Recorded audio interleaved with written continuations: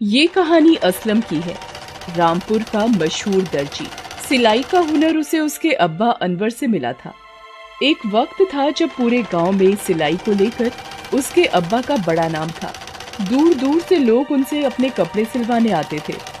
लेकिन कुछ महीने पहले ही एक सड़क हादसे में अनवर ने अपना एक पैर खो दिया था और एक हाथ भी अब काम करने के लायक नहीं था। अब वो सिलाई नहीं कर सकते थे। असलम तब तक सिलाई के बारे में ज्यादा कुछ नहीं जानता था।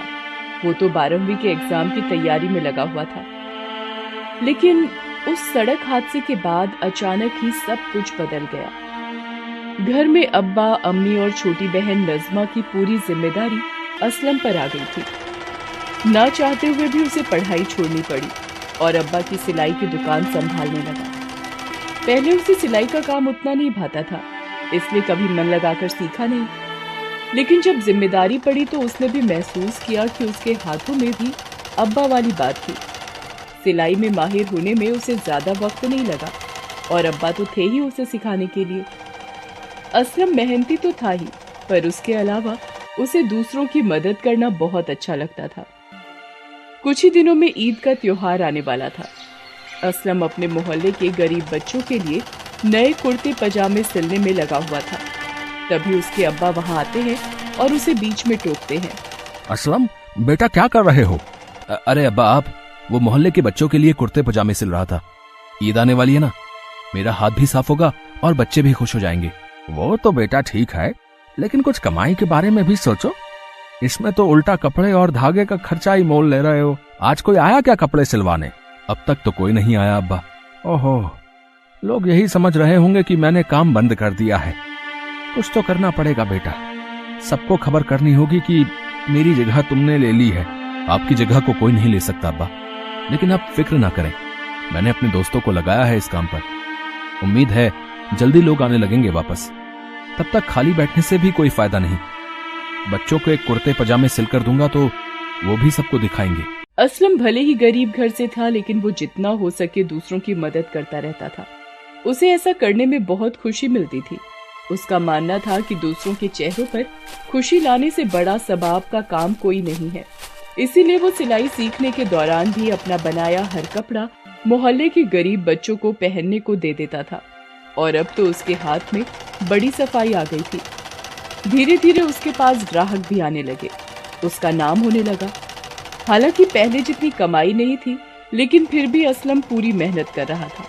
उसके पास जो सिलाई मशीन थी वो भी बहुत पुरानी हो गई थी, लेकिन नई मशीन खरीदने के लिए उसके पास पैसे नहीं थे।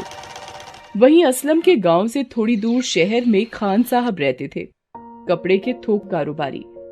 इलाके में लगभग हर जगह उन्हीं के यहाँ से कपड़ा जाता था।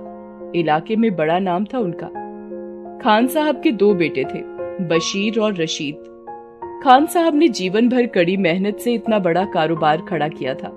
पैसों की कोई कमी नहीं थी, बस कमी थी तो भरोसे की, जो खान साहब कभी अपने बेटों पर नहीं कर पाए।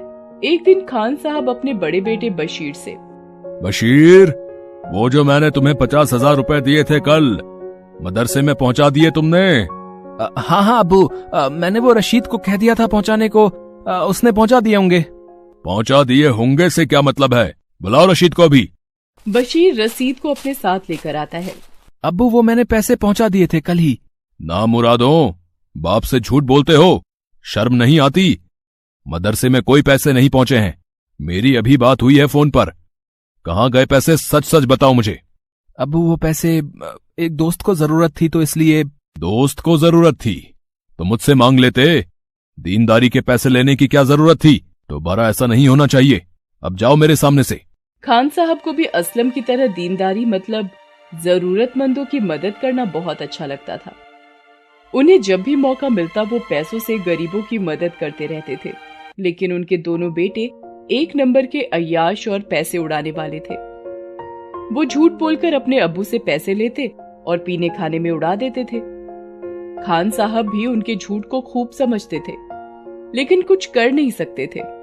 उनकी बेगम का बहुत पहले ही इंतकाल हो गया था। खान साहब अपना कारोबार बेटों को सौंपना चाहते थे, लेकिन उनकी हरकतों को देखते हुए ऐसा कर नहीं पा रहे थे।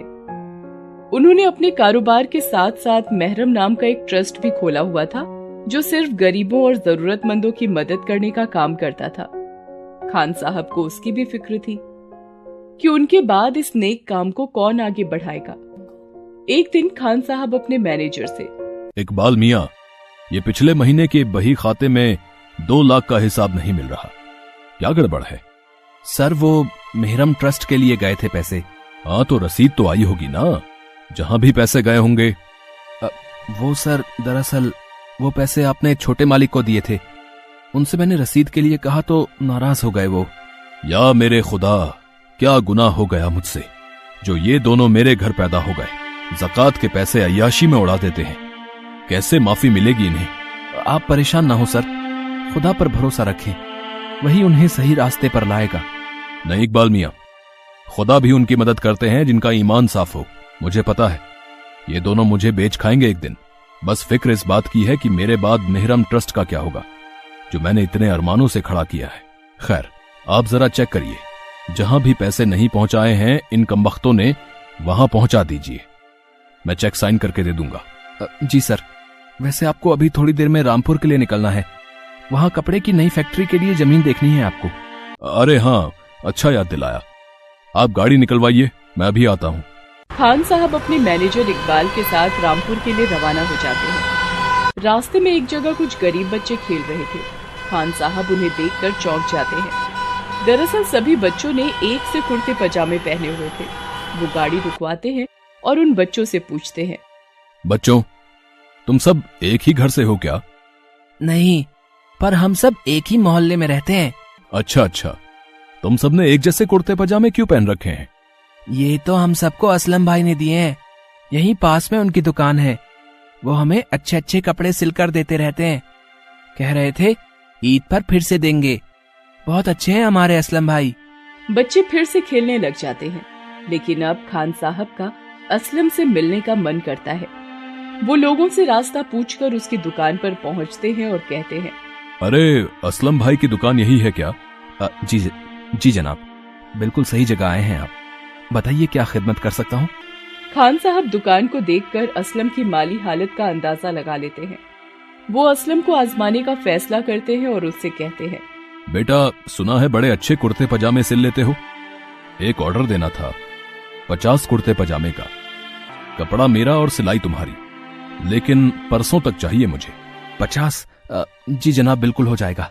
फिर असलम अपनी पुरानी जंग लगी सिलाई मशीन की तरफ देखता है और उदास हो जाता है।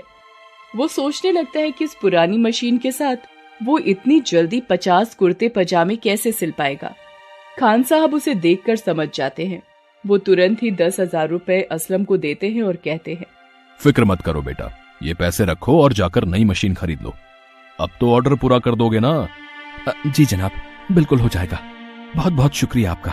खान साहब अपने मैनेजर से कहकर असलम के पास कपड़े का थान पहुंचवा देते हैं और असलम तुरंत ही नई सिलाई मशीन खरीद कर लाता है और सिलाई के काम पर लग जाता है। वो दिन रात सिलाई में लगा रहता है। खान साहब असलम को परखना चाहते थे, इसीलिए तय वक्त पर वो अपना ऑर्डर लेने असलम की दुकान के लिए निकल जाते हैं। रास्ते में उन्हीं गरीब बच्चों को देखकर वो फिर से गाड़ी रुकवाते हैं। इस बार सारे बच्चों ने उसी कपड़े के नए कुर्ते पजामे पहन रखे थे, जिसका थान उन्होंने अपने ऑर्डर के लिए भिजवाया था। वो मुस्कुराते हैं और असलम की दुकान पर पहुंचते हैं। असलम को देखकर ही पता चल रहा था कि वो 2 दिनों से सोया नहीं है। वो असलम से पूछते हैं, हाँ बेटा, मेरा ऑर्डर तैयार हो गया क्या? जी जनाब, आप आ गए? आप 2 मिनट बैठिए, बस मैं अभी आया।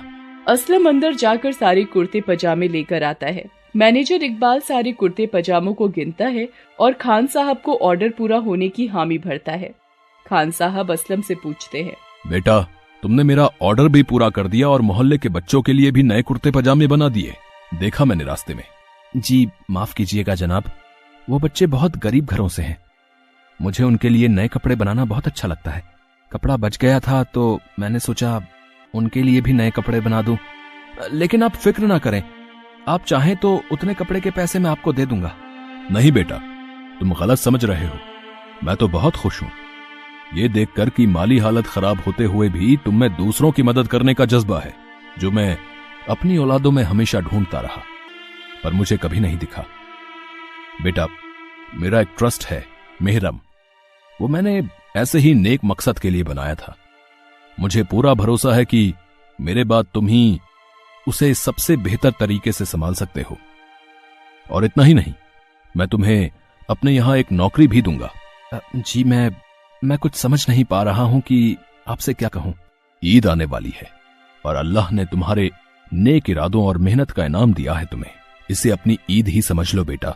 मुझे बड़ी उम्मीदें हैं तुमसे। असलम खान साहब की बात मान लेता है। खान साहब उसे गले लगा लेते हैं। वो उसे अपने यहाँ सुपरवाइजर की नौकरी पर रख लेते हैं।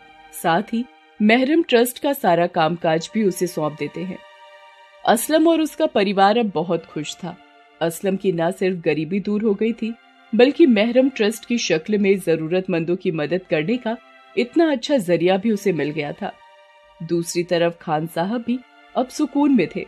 उन्हें अपने ट्रस्ट के लिए सही वारिस जो मिल गया था।